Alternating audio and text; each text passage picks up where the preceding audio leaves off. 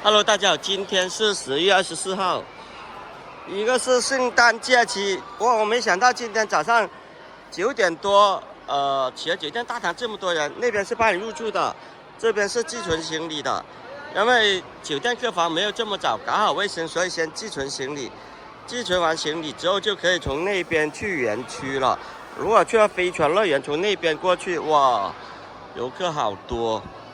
可能是香港、澳门地区今天也是放假，他们的圣诞假期，还有企鹅酒店是比较适合带小孩子的，为什么呢？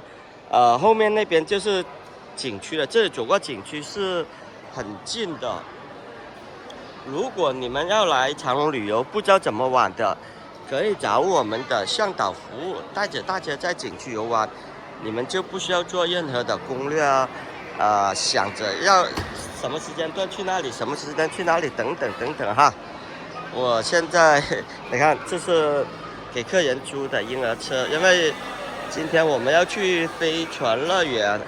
我这组客人是青岛的，我这段时间好多青岛的客人哦。然后我也出发了，我要去，他们现在吃自助餐，我现在去餐厅找他们。这里可以拍照的哈。拍照是需要收费的，你们也可以拿你们的手机拍。然后我们要出去了，视频到这结束了哈。有各样子的需求的可以留言给我们哈，拜拜。